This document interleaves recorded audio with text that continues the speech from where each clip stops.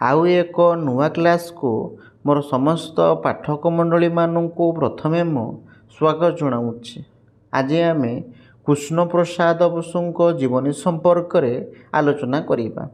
କୃଷ୍ଣପ୍ରସାଦ ବସୁ 1894 ମସିହା ଅକ୍ଟୋବର ମାସ 21 ତାରିଖ ଦିନ ଯାଜପୁର ଜିଲ୍ଲାର କୁଆଁସରପୁର ଗ୍ରାମରେ ଜନ୍ମଗ୍ରହଣ କରିଥିଲେ ଓ ମୃତ୍ୟୁବରଣ କରିଥିଲେ 1968 ମସିହା ଅଗଷ୍ଟ ମାସ 18 ତାରିଖ ଦିନ।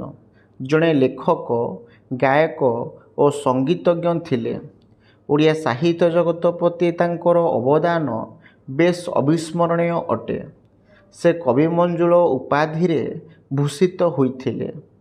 ତାଙ୍କର ଓଡ଼ିଆ ସାହିତ୍ୟ ଜଗତ ପ୍ରତି ତାଙ୍କର ଅବଦାନ କ'ଣ ଥିଲା ସେ ସମ୍ପର୍କରେ ମଧ୍ୟ ଆମେ ଜାଣି ରଖିବା। ଯାତ୍ରା ନାଟକ, ଗୀତ, ପାଲା, ଉପଯୋଗୀ ଖଣ୍ଡକାବ୍ୟ, ଉପନ୍ୟାସ, ଗଳ୍ପ ଓ ଅନ୍ୟାନ୍ୟ ଗଦ୍ୟ ରଚନାରେ କବିମଞ୍ଜୁଳଙ୍କ ପାରଦର୍ଶିତା ରହିଥିଲା। ସେ ଥିଲେ ସଙ୍ଗୀତ ଶିଳ୍ପୀ, ନାଟ୍ୟ ଅଭିନେତା ତଥା ନିର୍ଦ୍ଦେଶକ ଏବଂ ନାଟ୍ୟ ସଂଗଠକ ମଧ୍ୟ।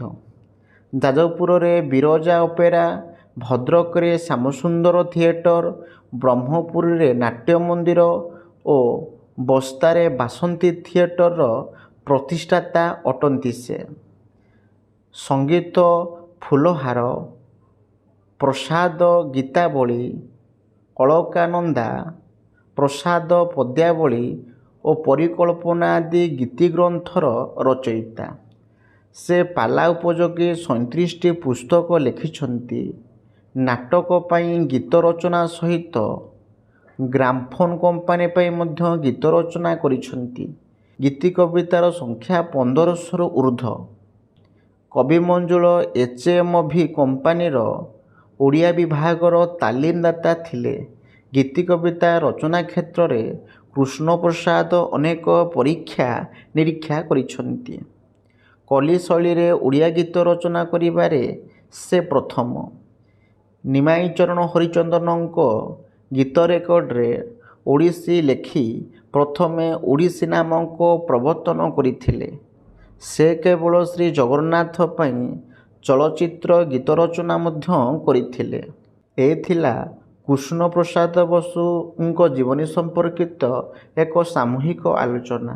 ଏହି ଆଲୋଚନାଟି ଯଦି ପାଠକମାନଙ୍କୁ କିଛି ମାତ୍ରାରେ ସହଯୋଗ କରିପାରେ ତାହେଲେ ମୋ ଚ୍ୟାନେଲକୁ ସବସ୍କ୍ରାଇବ୍ କରିବେ, ଲାଇକ୍ କରିବେ, ସେୟାର କରିବେ ଏବଂ ନିଜସ୍ୱ ଅଭିମତ ନିଶ୍ଚିତ ଭାବରେ ପ୍ରଦାନ କରିବେ।